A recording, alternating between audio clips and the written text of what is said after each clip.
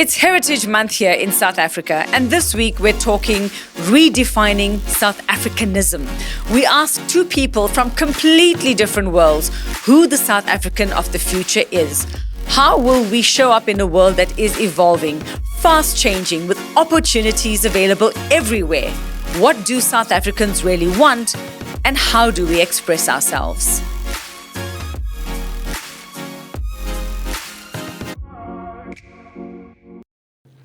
Hello, everyone.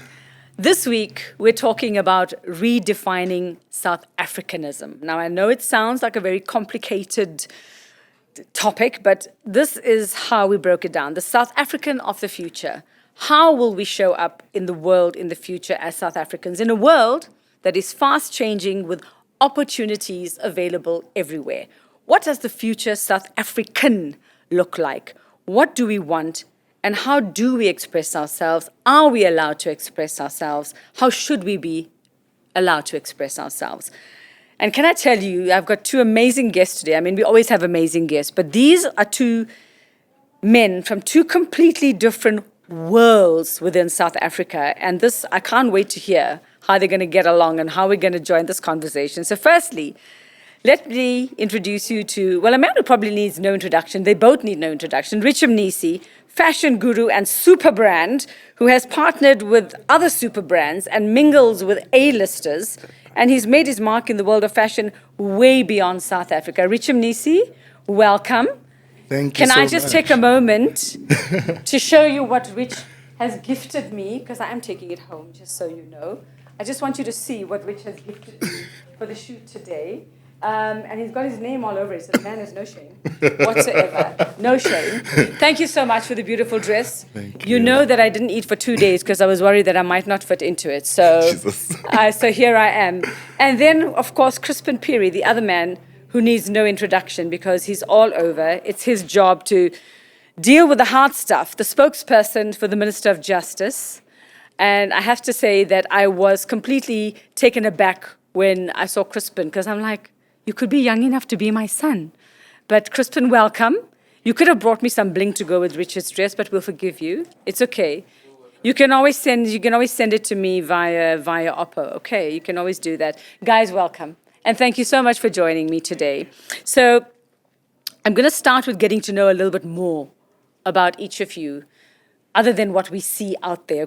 Rich, we know you are a darling of the fashion world, like I said, but tell us who the real Rich Fumani Mnisi is.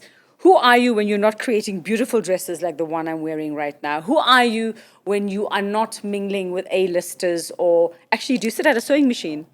Did you actually sit at the sewing machine and sew? Not anymore. Not anymore. Tell us who you are.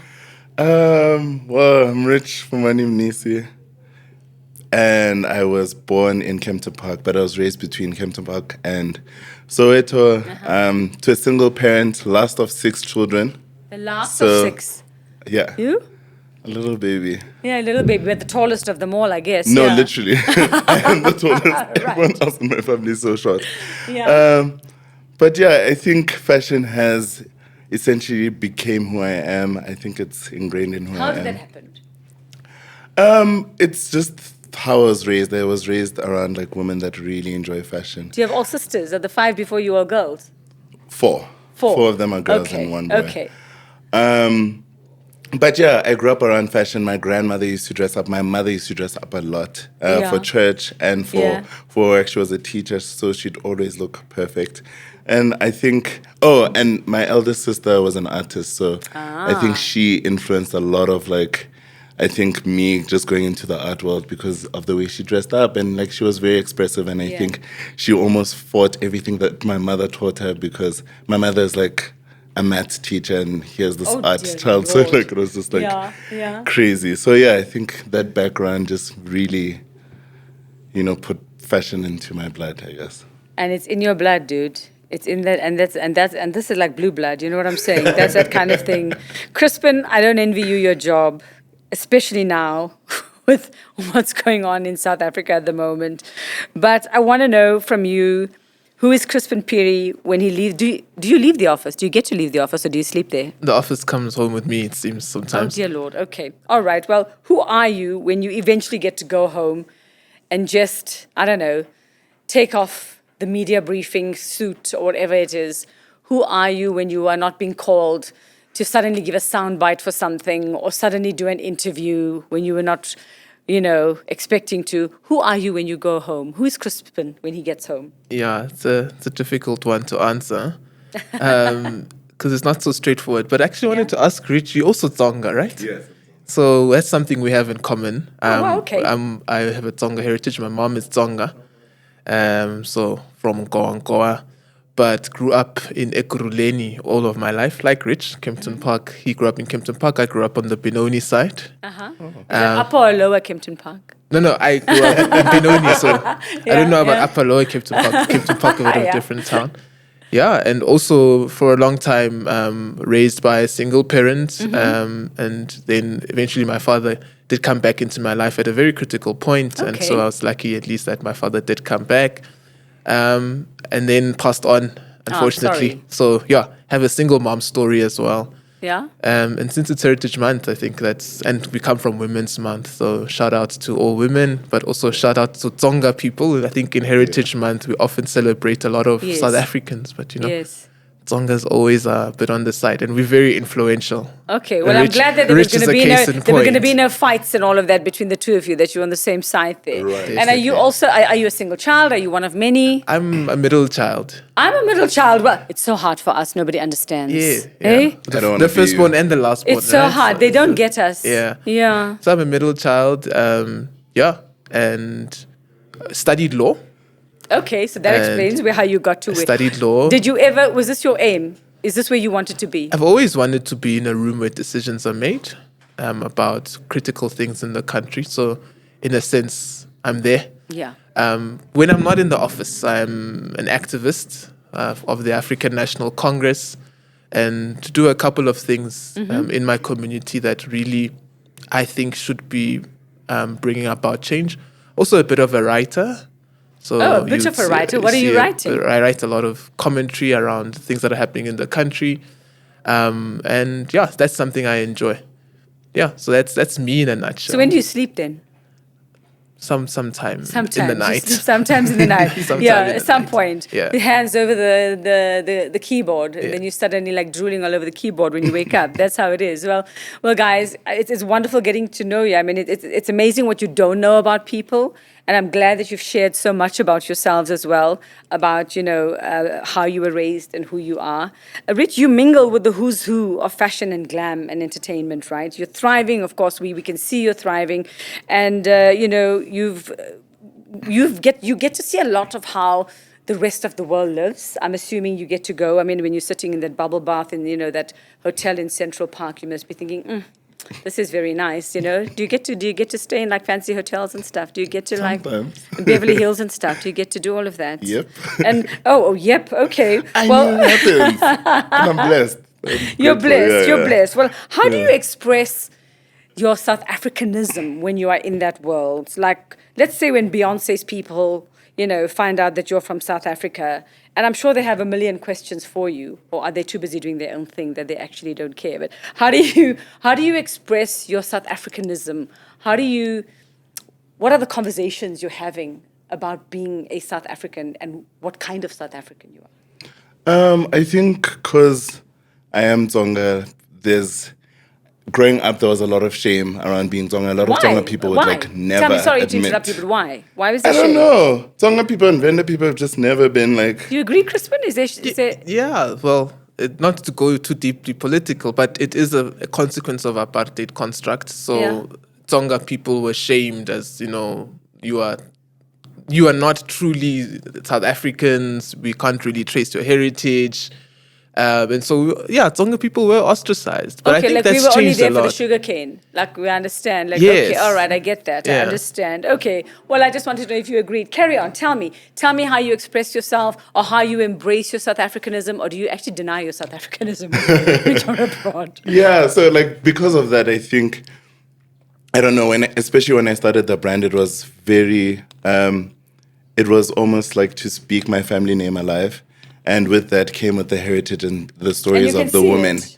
Yeah. Your the story, women in my dress family. tells the story, yeah? And Tonga people love color and like clash of pattern and a Yes. lot of like crazy colors that don't make sense together, but colourblind. eventually do. So all of that comes in, and I think it's always a conversation starter. Because I think people are like taken aback by like just like how like vibrant it is, and people just want to know. So I think I do wear it, especially because the brand and who I am is a love letter to my family. So yeah. And do you feel 100% South African when you're in that world, in those moments? Or do you feel like a global citizen? Or do you kind of feel a little left behind when you're in the world? Or do you actually go there to like New York or Milan and say, I could teach you a thing or two? No, definitely. I think even with like My just South the Africanism idea, can, you need a bit of South Africanism in you. I think even just like the idea of like being Tonga and like how we approach things, especially from an aesthetic point of view, like you're like immediately just proud. So I think I am a proud person in the way that I dress and I present myself. So yeah, and I think there's a lot that people can take from it. And I think I really enjoy speaking from a lived experience. And I think that's why I speak about Tonga people more than I do about like South Africa, because I think for me, we represent everything that like South Africans represent. I think it's us, and then every other culture stems from that. Like it's almost like edits of it. I Like don't you're know the how to OG. explain it. Yeah, we're the OG. I don't know, but again, this could be Okay, well- pride, and this is controversial. So yes, the Zulus are standing, waiting to. And we should have named Fight this me. one. Everyone should be Tonga. That should have been our topic today in Yep. South Africa. I could work with that. Just when I see you agreeing, and from what Richard said, I don't know which A-listers you mingle with, because like you say, I don't know, you don't have time to do much in your life except work. But obviously, I would like your take on how we define and express, how you define and express yourself, your South Africanism, especially with what you do. And there must be moments when you go, why didn't I just study like, I don't know, tourism or something, like why didn't I just do that kind of thing? Do you revel in it? Is there sometimes a bit of, dear Lord, this is going on in the country and I have to deal with this, and there's so much negativity sometimes, there's so much criticism. I'm sure you're criticized for the way you say things sometimes as well. So I just want to know from you, do you see us as South Africans and South Africanism having gone backwards from what was envisioned decades ago and when we became free? And how do you bring your South Africanism to, you manage things, right? You've got to manage it, you've got to package it, and you've got to present it from what's happening government-wise and politically and all of that. And what does that do to you and your South Africanism and just the conversation we've had before this in the past couple of minutes? Yeah. So I also get to mingle with the likes of Rich Mnisi Oh, every do once you? in a while. Because you both mingle with A-listers and, you both seem to be living in a same kind of world at some point, I'm going to be taking numbers. The next trip, you better invite me. Cool. Or I'm just going to say bad things about you on social media. Right. You So wouldn't- tell me. You wouldn't be the first. So yeah. You. Rich and Hey, I that baby actually, face, you fool everyone. Yeah. Rich and I actually met in France, I think it was, earlier this year. Ooh la la. We were in France representing the Republic on something else, and he was also representing the country at Paris Fashion Week. Yeah. Okay. And so, so our worlds do collide every so often. I think I want to say South Africa is a jewel of the world, and we don't realize it sometimes. Have we lost our shine a bit, you think? We definitely haven't lost our shine. If you look at brands or even genres such as Amapiano, it's taking the world by storm. It's Yeah. a multi-billion-dollar industry started in South Africa, exclusively South African. You look at the likes of Tebe Makuku, Rich Mnisi, Yeah, Black Coffee. Pretty Yende. They're taking the world by storm. Those are South Africans defining their South Africanness. Pretty Yende comes from a town, I don't know the new name, I must remember it, but it was called Piet Retief back in the day. Oh, yeah, yeah. And she's now on the world stage. I mean, someone from Piet Retief in a small town singing opera, unimaginable. But there she is, Absolutely. taking the world by storm. You look at the Springboks. They represent South Africa, South Africanness, There's the braai aspect to Yeah. them. There's the finesse in the way they as play we're the recording game. today, every parent had to spend the whole week trying to find a shirt for their kid to wear today to school. So Absolutely. yeah, so that's South Africa. But then there's also the other South Africa, the load shedding, the car guard, manning the robots, or the traffic lights, if you like. And so this is South Africa. There are things that we get absolutely right, and we are world champions. And when we do get it right, you have Richmond, you have Pretty Nyende, you have people that Crispin just Piri. take the world by storm. Mark Shuttleworth, Yeah. Trevor Noah. Do we talk about that guy on Twitter and X or whatever? We don't. We don't Not that Pretoria. Okay. And so that is South Africa. I think we are still defining what South Africanness is, because we come from a society that is, deeply divided historically over a period of 400 years. Whether we can undo it like that in 30 years is an ongoing debate. But we've made great progress. I mean, the fact that we are sitting in a room like this was not possible literally 30 years ago or even 40 years ago. But when you're there, when you met in Paris or wherever it is, that you go, how do you feel as Crispin Piri, your South Africanism? Do you proudly go out there and say, I'm from South Africa? Do you want people to know you are from South Africa? And, also tell us some of the ridiculous questions you get asked. Yeah, of course. I'm extremely proud to be South African. There's nothing like it. I think there's no country like South Africa in the world. It's literally the melting pot of the world. You have someone who's Asian looking who is South African. Yeah. Other countries have exclusively Asian people, and when you say an African person, they're like, oh, they know that you're not from there. In South Africa, you can't look at an Asian person and think, are you South African? You can't look at an African person and think, are you Zulu? Yeah. Our diversity is really our strength. When we find ourselves in other countries, I think we're really proud. You're really proud to be a South African. One of the ridiculous questions that I've gotten, I think is from someone who was in South Africa, and they probably asked, so where are the lions? The same. So that doesn't change. We actually caught that lion that was roaming the streets. So. We caught it and we bred it. Yeah. Oh, no. No, I'm joking. But, do you feel at times when you're abroad and you're in those places, do you ask yourself, do you make that comparison? And I'm asking both of you. Okay, Rich, maybe you can answer this one first. Do you make that comparison as to, we are quite left behind, although we're making, yes, like you say, all those wonderful people who've made their mark, all the people like you've mentioned, Crispin, as well.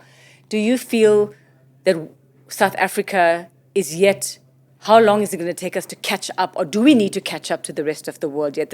We're talking about the South Africa of the future and where we fit into the world as it changes in terms of, yes, fashion, in terms of sexuality and how we're dealing with, who we identify with and what we identify as and all of those questions. I can't even go into it because there's so many. I've lost track of how many there are.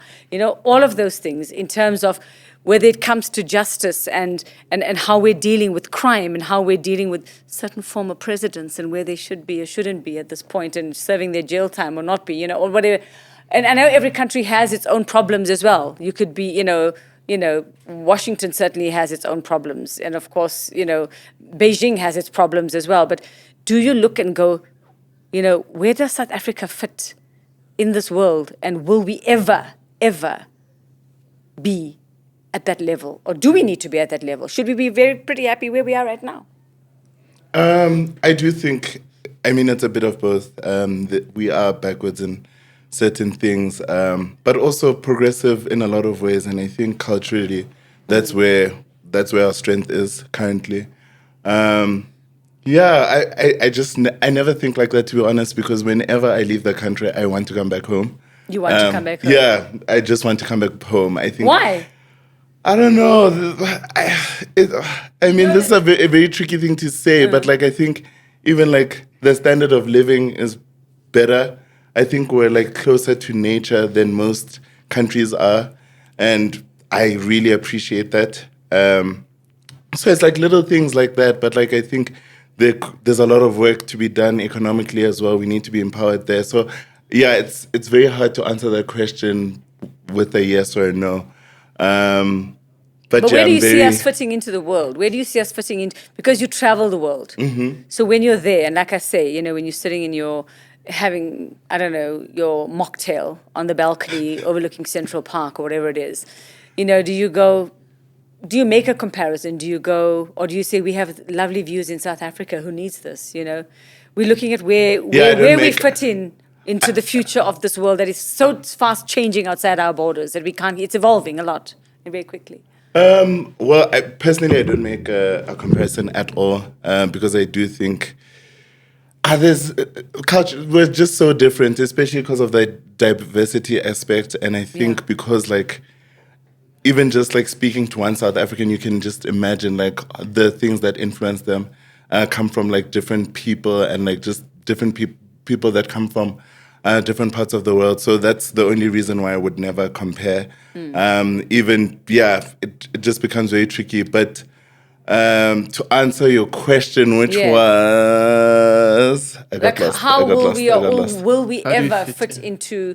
Do you feel that we have catching up to do in terms of the rest of the world where it is in terms of like everything that we mentioned? We spoke about whether it's fashion, sexuality, justice. I do think we're catching up. Corruption, politics, all of that. Yeah, I do think we're catching up if we haven't surpassed some elements. Do you think we'll get there and we'll be able to someday be at those levels? Definitely. I think the most beautiful thing about South Africans is that we can do things ourselves. Yeah, we do, hey. It's amazing how like the output is because it looks so, I don't know, it just looks like a lot went into it, a lot of years went into it, and a lot of knowledge went into it. But it's just someone following the instinct. And I think that's the most beautiful part about South Africans. And I think if people are given more opportunities, that's when you'll start seeing that like we don't really need to compare ourselves with anyone, or we just need to do things the way we want to do them and do them right, and just be aware of the fact that we're doing this for the bigger picture, and that's to empower South Africans and to create jobs. And because even with us, we had the choice, do we produce abroad or do we produce in South Africa? And, for me, I'm like a staunch South African. I look at the women in my life, I look at my aunts, I look at the people that work with us, and I can't turn my back towards them and just focus on myself and like just become rich Mnisi, because I can move on and just produce abroad. It will be much easier. So you're going to live here forever? The brand would grow much quicker, but no, okay, definitely. So you're going to send me more dresses? Yes. Okay, fine, that's fine, because couriering from where is going to be very, very expensive. Crispin, it's rumored that you are our future president. I've heard those rumors. Crispin Piri is the future of this country. But do you think? No, I'm calling it. I've been called a witch. Oh. Things I say come true. So be careful what you wish for. I don't know if you want to be. We'll talk after this. It doesn't sound like it's the easiest job in the world. But do you think South Africanism is defined by our leaders? Or like what Rich was saying, and you were talking about, the car guards and the guys who stand there, and they're the ones that take over when load shedding happens or whatever it is. Do South Africans define themselves as what we're doing with each other? Or is our South Africanism so closely tied with what is happening with our leaders and our government? And many people sometimes say, you know what, we always said we were going to be the next Zimbabwe, and here we are being the next Zimbabwe. Yeah, well, that's a loaded question. Sorry. I think there was a time. I used to be a news person. It's hard to get it out of your blood.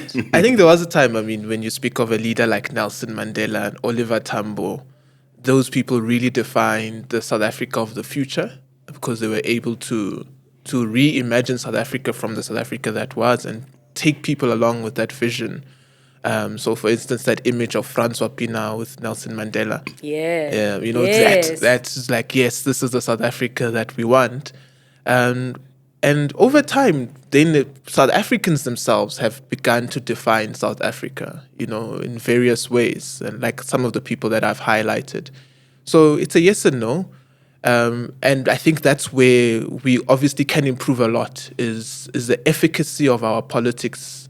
I think it's always debatable how the impact that it has been, particularly over the past, say, 10 years of South Africa's democratic dispensation. Did you say certain or Satan? So 10 years. Oh, it sounded like Satan there for a second. Sorry, do go on. Yeah. So we need to really revisit that period and see what could have improved and what should not have been done. And I think that process is ongoing. But why is it South Africans feel it's so slow? Should we be But faster? it's all of South because we're Africa's talking job. about catching up with the rest of the world. There is no, and that's where I want to come. There is no catching up. South Africa is in the world. We are one of the most sophisticated countries in the world. You go to any country, and you see parts of South Africa, or even you start wondering, we've solved this problem 10 years ago. Okay. Why are you still grappling with it? For Yeah. instance, the question of the death penalty. South Africa, from a law perspective, is one of the most advanced countries when it comes to human rights. The question of the LGBTI community, South Africa does have elements of people being xenophobic, but it's not an active government policy, Yeah. or it's not even condoned across all communities. In fact, it's something that is really growing as being more inclusive as a society. So South Africa is an incredibly inclusive society, even on religious grounds. You go to some countries and you still see them debating whether people should wear burqa in public. In South Africa, it's hardly a big deal. In fact, we don't even notice it as a problem. In other countries, you get stopped sitting at the airport if you're wearing a burqa, and you'll get questioned left, right, and center. And these are the most sophisticated Western powers that we speak of. South Africa, not a big deal. You've really clicked something in my mind by saying that, not just that issue that we have advanced in so many ways, that we should be proud of our South Africanism. Despite, yes, of course, what's happening in the upper echelons of everything and whatever happens, can you tell us? Okay, I won't put you on the spot about what happens behind the scenes and in the president's office, but for instance, like in your future office. South Africa has the first, we have many first female deputy chief justice. Yes. Other countries with 400 years of democracy still don't have although I think they only got black jurists on the bench a couple of years ago. Yeah. So we are very advanced. We are the leaders in many, many respects, but there are many areas of improvement. For example, we need more infrastructure to be able to connect the various different parts of South Africa. But also, South Africa is a really big country compared to other European countries. But really, going to other countries and then being there, you really do want to come back home, because there's nothing like South Africa.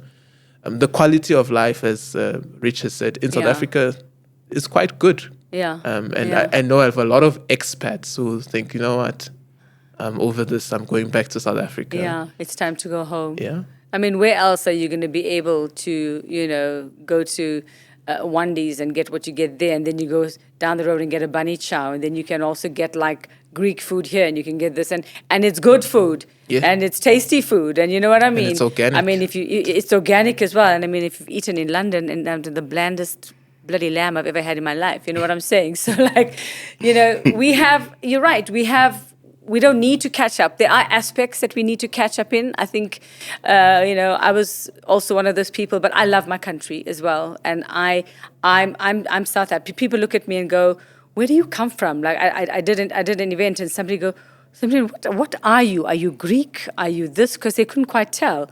And I said, "No, I'm South African.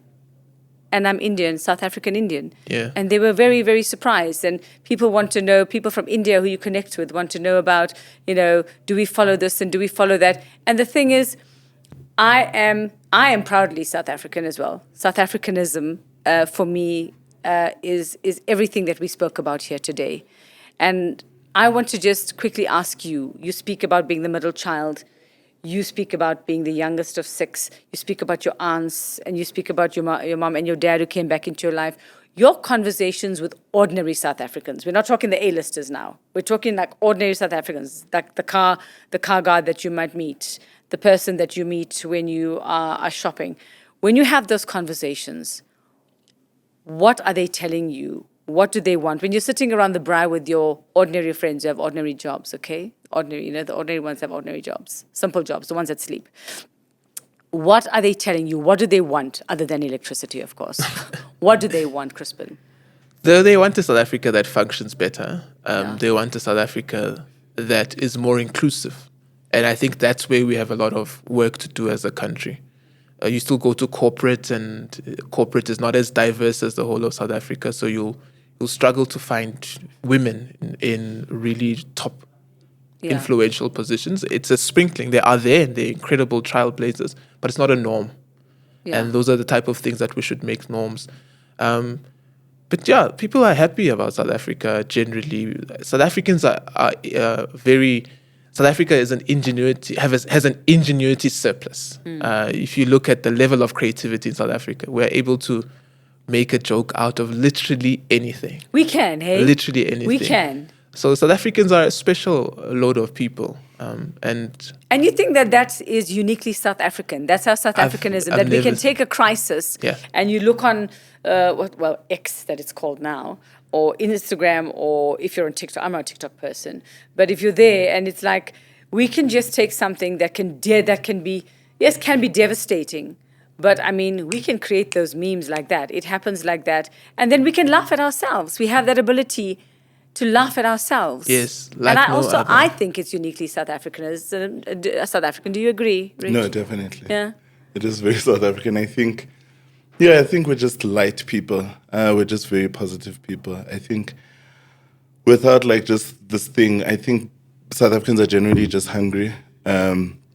And I think that's like where... literally hungry. Yeah. Yes, literally hungry. And I guess, yes. Hungry for more opportunities and to express themselves. And I think that's when, that's why people express themselves. Like, whenever there's a crisis, people just like either go to like a place where like they create comedy or something, because I think they're just hungry for more and just hungry to express themselves and hungry to be heard as well. Yeah. So, yeah. And are we seizing our opportunities to really... Hey? I see what you did there. You saw what I did there? Our opportunities. Do you both feel that we are seizing our opportunities to actually do it for themselves? You know, they say sisters are doing it for themselves. For South Africans to do it for themselves, Crispin? Yes and no. So there are examples of people who have seized opportunities. Thanks for that. But I think in other respects, I think there's an over-reliance on the government must and the government should. And I think we need more active citizens to trailblaze and show the way. And yeah, I think that's the difference. So it's a yes and no. We have examples of people seizing the moment. But South Africa, of course, there was this brand that once went by. South Africa is alive with possibilities. Yes. And indeed, I think that's something that we should never forget about this great country. And it's uniquely South African. And Rich, I mean, you created your own opportunity. You took the moment, you took your talent, you took your gift, you took the influences around you, and you made it happen. Yeah, but that's the beautiful thing about social media. I mean, like, people are exposed to more, and people are exposed to like the journey as well. And I think you see it a lot with TikTok. People are sharing their stories, how they do things. I saw some TikTok, this guy was just showing people food trucks and the prices of food trucks, encouraging them to start businesses and things like that. So I think, social media is teaching people to like take things into their own hands. And yeah, that's why I just, social media is always tricky because, there can be an X where it's just like chaos. Yeah. And then there can be a TikTok as well where people just encourage each other to work. And even like now I can see on TikTok, like there's a pivot from like, oh, let's all become influencers to like, let's all do real things, let's find our purpose and like, let's work towards it and let's create a community. People are creating little communities on social. And I think being in a South Africanism for me, I find we're not selfish people. Ordinary South Africans are not selfish not people. At all. Like Ubuntu and I'm is the saying real ordinary. thing in South Africa. Like we are not selfish people. We are givers and we absolutely. want to help. And we always want to help other people. And we band together when the time comes. So, gentlemen, it's been such a pleasure. And Crispin, if you decide that you're going to turn down the job of president and you're going to open a tiki bar on the beach in Durban somewhere, I'm ready to come do the bunny chows, okay? Thank you. All right, so everyone needs that I Indian cook very auntie. well. Everyone needs it. I'm like, hello, excuse me, just because I said you're young enough to be my son, you can't call me auntie, right? Everyone needs that You Indian can call me babe. UV, but not Auntie UV. But I want to end off with asking you, what is your wish for South Africans this Heritage Month? To celebrate our South Africanness and embrace it and show it. and be united in what makes us a nation. I think we're struggling with that, like what makes us South African. But I think we also do know what makes us South African. I think we must really showcase it. I know it sounds like a contradiction, but South Africa sitting in here, we must act on it. Act on it. Do it. Yes. Whatever's sitting there, just do it, because you know what? Even if it's a mistake, you learn from it, and you'll pick up, because South Africans can always do that. Absolutely. And you, Rich, what is your wish for South Africans this Heritage Month? Yeah, my wish for South Africans is pride. Just to be proud of who they are, proud enough to look back to their forefathers and build on the foundation that they've laid. So, yeah. Yeah. All right. And I'm keeping the dress, right? You're not getting it back. Stolen goods. It's stolen goods. It's okay. I'm the man of the law, right? That's okay. I'm witnessing a crime here. You can try and take it off me when we go out. Right. Well, thank you, gentlemen. And I think it's was so good to get to know the real Rich Fumanim-Nisi, the real Crispin Perry. And my wish is that what you have said, everything you've said, people absorb into their South Africanism and realize that we have our place in the world. And all we need to do is improve on it. And thank you so much. And happy Heritage Month. Happy Heritage Month. Happy Heritage. Right, get to work now. Thank you. We express ourselves.